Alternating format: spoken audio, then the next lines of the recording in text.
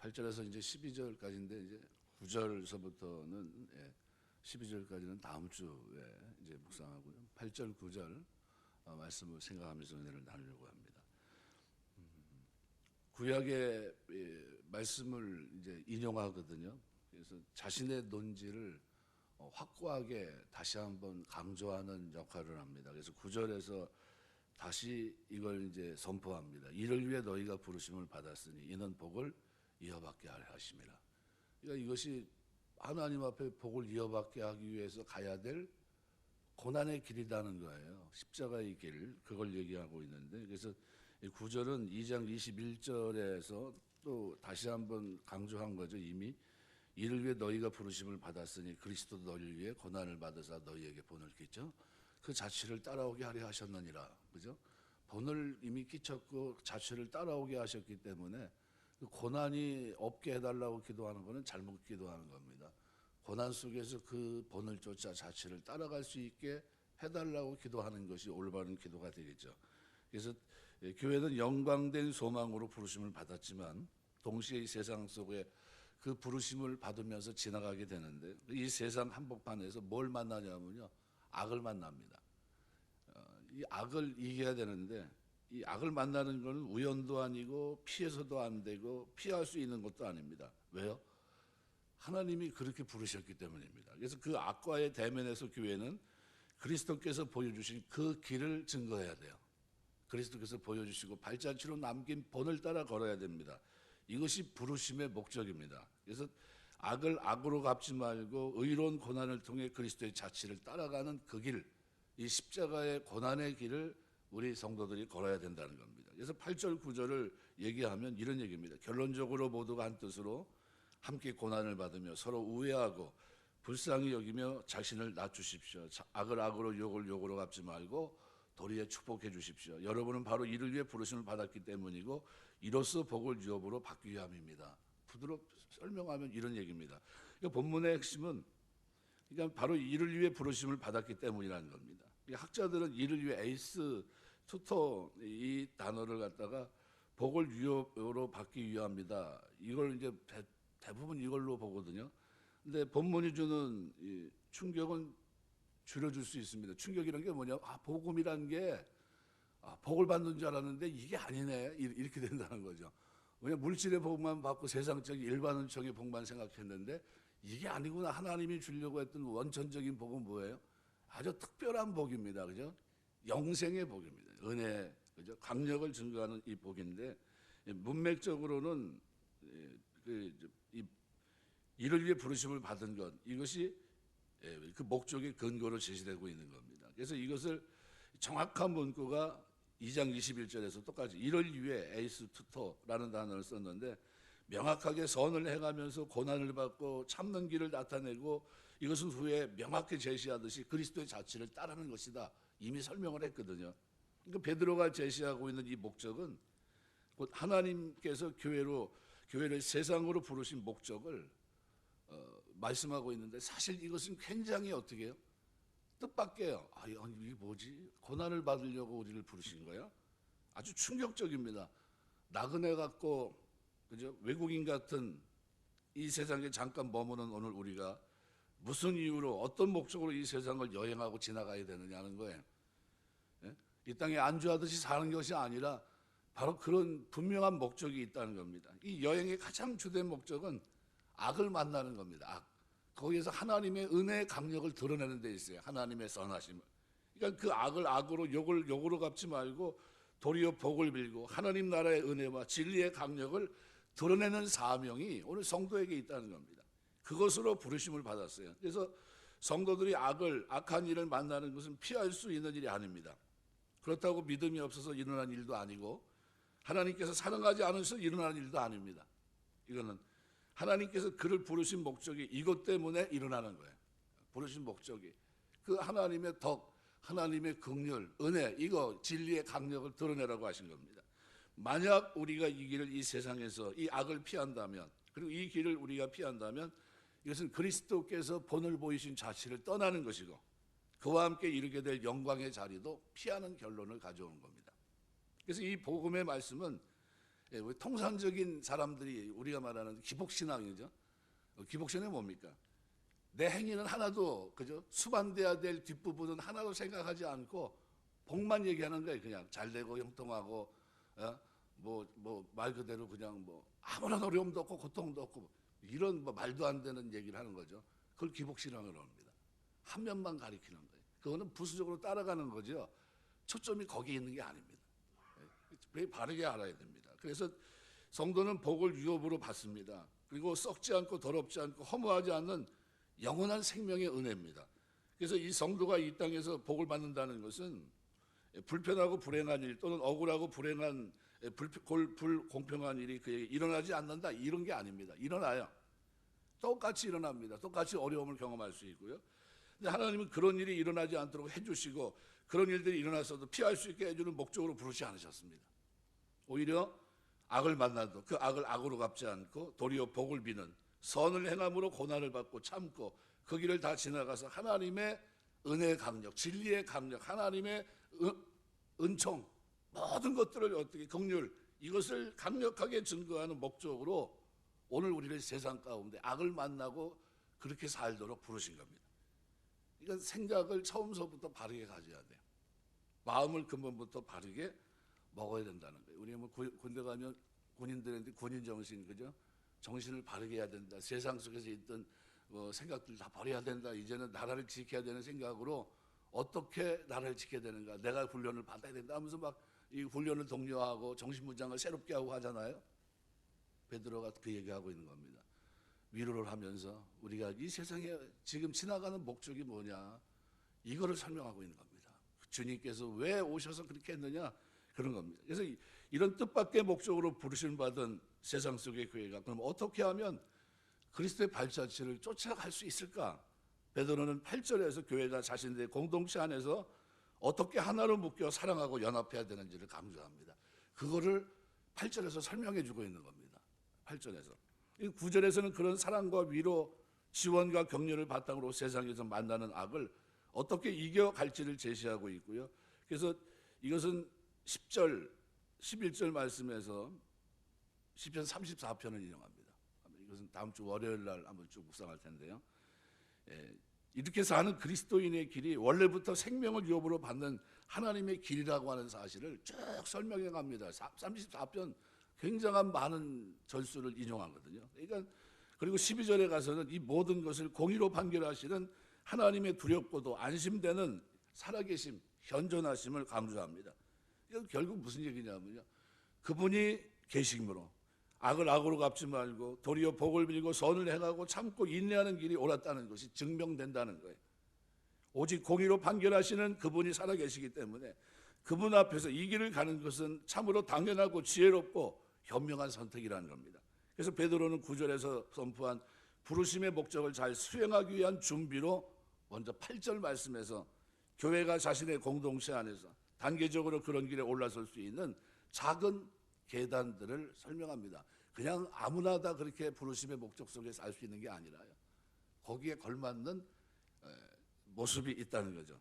첫 번째가 오늘 8절 말씀해 보면은 마지막으로 말하는 너희가 다 마음을 같이하여 NIV 성경은 서로 하모니를 이루며 살아라 마음이 그러니까 모두가 한 뜻이 될 것을 권면합니다.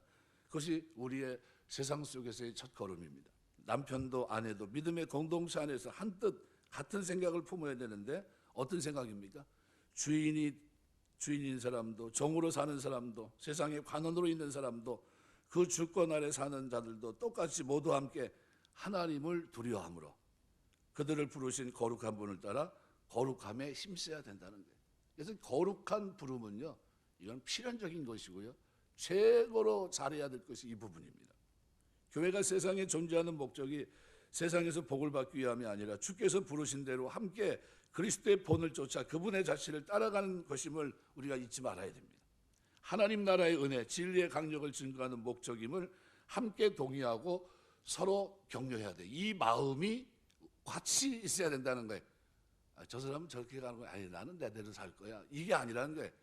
우리는 한 공동체로 그 마음을 가지고 이 땅을 같이 살아내며 위로해야 될 사람들이라는 거예요. 서로 격려해주고 붙잡아주고 아니야 우리는 이 길을 가야 돼 하면서 어떻게 서로 붙들어주고 끌어줘야 될 그런 거란 겁니다. 마음을 같이 해야 된다는 거예요.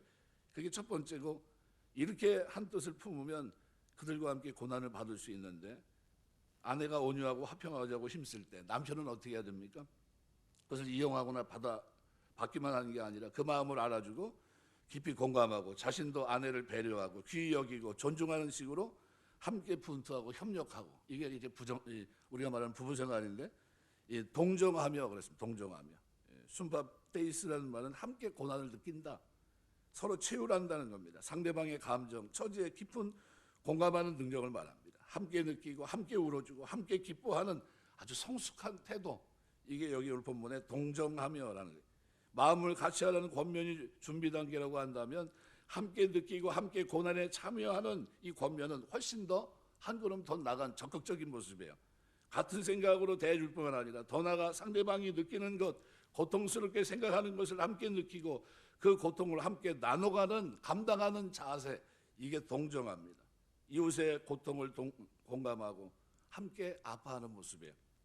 이게 이 세상을 살아가는 성도들의 모습이라는 겁니다. 그리고 이런 모습이 이렇게 할 때 뭐가 시작됩니까? 형제애, 필라델포이라 이게 생깁니다. 하나님께서 부르신 영광의 소망, 거듭나게 하신 생명, 세상 속에 부르신 부름의 길에서 한 마음 한 뜻을 가진 믿음의 공동체가 됩니다. 그리고 거기서 긍휼히 여기고 서로 위로하고 공감하며 짐을 나눠줄 때 거기서 뭐가 생깁니까? 형제애가 생겨요. 전쟁하는 사람에게 전우애가 생기듯이 이들이 서로가 이들이 내 형제구나, 진짜 형제. 어떤 형제요? 고난에도 함께 할 수 있고 기쁨에도 함께 할 수 있고 어떤 자리에도 함께 할 수 있는 공동체. 그죠? 예수님께서 누가 내 아비라고 누가 내 친족이라고 했습니까? 주의 뜻을 행하는 자, 주의 뜻을 행하는 자들입니다. 그들이. 그러니까 이들은 하나님의 권속이고 하나님의 집에 속한 형제 자매입니다. 부르신 하나님을 아버지로 모시고 그 아들의 길을 따라 함께 한 길을 걸어가고 있는 순례자 공동체예요. 똑같은 생각을 가지고 있는 겁니다. 주님께서 본을 보이시고 그 자체를 따라오게 하신 그 길을 우리는 어떻게 해요? 서로 형제로 묶여서 그 길을 걸어가고 있는 거예요. 적대적인 세상으로부터 소외되어 있지만 이들은 서로를 이해하고 서로를 어디를 향해 어떻게 가야 할지를 알고 서로를 붙들고 서로를 위로하며 가고 있는 강력한 공동체예요. 이탈자가 없이 묵묵히 그 길을 향해 같이 나가고 있는 거죠. 그래서 이들이 그래서 네 번째 나타나는 모습이 8절에 불쌍히 여기며, 이제 이러한 형제를 통해서 하나님의 긍휼을 깊이 깨닫는 자리에 이릅니다. 이 불쌍히 여긴다는 말은 유스플라흐노이라는 말은 스플라흐라는 단어가 사람의 내장을 가리킵니다. 그래서 긍휼히 여긴다는 겁니다. 이건 불쌍히 여긴다는 말은 애간장이 끊어진다 할 때처럼 진실이 상대방을 생각하는 마음을 가리킵니다. 하나님께서 죄인을 향해 갖고 계신 마음이 바로 이거예요. 스플라흐, 내장. 그러니까 택하심과 은혜를 받고도 돌아선 자기 백성을 향해 하나님께서 가지시는 불붙는 긍휼의 마음이 바로 이거예요. 그러니까 이 하나님의 긍휼을 깊이 깨닫는 자리에 이릅니다. 그래서 호세아서의 말씀에 보면요, 11장 8절에 이렇게 표현합니다. 에브라임이여 내가 어찌 너를 놓겠느냐, 이스라엘이여 내가 어찌 너를 버리겠느냐, 내가 어찌 너를 아드마같이 놓겠느냐, 어찌 너를 스보임같이 두겠느냐, 내 마음이 내 속에서 돌이켜 나의 긍휼이 온전히 불붙듯 하도다, 이렇게 표현합니다. 하나님의 긍휼이 그죠? 우리를 놓지 않습니다. 하나님의 긍휼, 그 마음을 가지고 이 땅을 살아냅니다. 예수께서 목자 없는 양같이 흩어져 짐승의 밥이 된 무리를 향해 갖고 계셨던 마음, 마태복음 9장 36절 이 긍휼을 말합니다. 그래서 마태복음 9장 36절에도 보면 이렇게 표현합니다. 무리를 보시고 불쌍히 여기시고 이는 그들이 목자 없는 양같이 고생하며 기진합니다. 무리를 보시고 불쌍히 여길 때 이 단어가 뭐예요? 바로 똑같은 겁니다. 똑같은 의미를 전달합니다. 그러니까 하나님의 긍휼을 깊이 깨닫는 자리에 이르게 된다는 거예요. 그러니까 교회가 세상에서 만나는 썩어가고 더럽고 허무한 데 굴복하는 악한 사람들 향해 가져야 될 마땅한 자세, 마땅한 마음, 이게 뭡니까? 긍휼이라는 거예요. 긍휼. 이제 악을 악으로 갚지 않고 도리어 복을 빌고 선을 행하고도 받게 되는 고난을 참는 이유는, 진정한 이유는 뭐에 있습니까? 그들의 마음이 이미 주님의 마음처럼 긍휼로 이루어져 있다는 거예요. 긍휼이 충만하게 됐다는 겁니다. 하나님의 은혜의 강력, 그죠? 그 긍휼, 그 무한한 긍휼을 드러내는데 오늘 우리가 그 일에 쓰임 받고 있다는 거예요. 죄인들을 향한 하나님의 긍휼을 맛보고 그 긍휼로 심령을 채운 성도는, 그런 교회는 이제 뭐를 해야 되냐면 섬김을 배워야 됩니다. 섬김을 배우고 연습해야 됩니다. 하나님의 긍휼이 자신을 통해 흐르게 하려면 주님처럼 겸손하고 낮은 섬김의 마음이 있어야 되는데, 겸손하여라는 말은 자신을 낮추어라는 뜻입니다. 타페이 노프로네스라는 단어인데, 실제로 그렇지는 않지만 상대방을 섬기기 위해 더 낮은 위치에 처하는 것, 이 겸손입니다. 종의 자세, 이것이 긍휼의 열매입니다. 하나님의 뜨거운 긍휼은 그분의 아들로 하여금 하늘 보좌를 내려놓고 낮고 낮은 종의 모습으로 이 땅에 오셨어요. 이게 겸손입니다. 이 겸손을 가지고 이 땅을 살아내는 겁니다. 그러니까 교회가 그런 거예요. 교회가, 성도가 그렇다는 겁니다. 교회는 이미 거룩해졌고 영광된 소망이 변치 않는 약속을 받았습니다. 그 크신 긍휼로 인해서 거듭났고 살아있는 소망으로 채워졌습니다. 그리고 다시 세상으로 보내졌어요. 자유하지만 하나님의 종으로 이 땅을 살아낼 그것을 가지고 세상을 향해 나갑니다. 그것이 긍휼의 열매예요. 긍휼의 열매. 그러니까 우리가 이 땅을 살아가면서 복음을 전하는데 어떤 마음이 있어야 돼요? 불쌍히 여기는 마음. 그 영혼을 붙잡기 위해서, 어떻게 그 영혼을 살리기 위해서 겸손하게 내려놓은 마음, 이 마음을 가지고 우리가 뭐예요? 이 땅을 살아내고 전도도 하고 이렇게 해야 되는 거예요. 낮은 위치에 선다는 것은 내가 받아야 될 당연하고도 마땅하거나 합리적인 대우를 내려놓겠다는 거예요. 당연히 받을 대우가 아니라 상대방을 위한 목적으로 받아야 되는 대접이라면 그것이 비록 부동하고 또 고통스러워도 기꺼이 받을 수 있는 그런 자세, 긍휼이 아니면 감당할 수 없는 자세예요. 복음을 전하면서 누가 뭐 싸우자고 그러고 한 대 때리고 그러면 하겠습니까?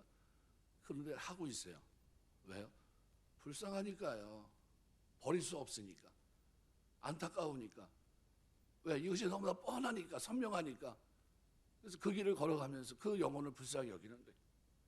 이렇게 해서 교회는 하나님의 뜻, 부르심의 목적에 한마음이 되면서 시작한 공감, 형제, 그리고 긍휼을 통해 참으로 하나님 종다운 섬김의 자리에 이릅니다. 이제 이들을 하나님의 권속으로서, 성령에 거하시는 살아있는 성전으로서, 택하신 족속, 거룩한 민족으로서, 그리고 하나님의 제사장 공동체로서 이 땅에서 악한 사람들이라도 섬길 준비가 되어 있는 모습으로 이 땅을 나그네처럼, 행인처럼 지나가는 거예요. 무장되지 않은 게 아니에요. 완벽한 무장인데 어떻게 해요?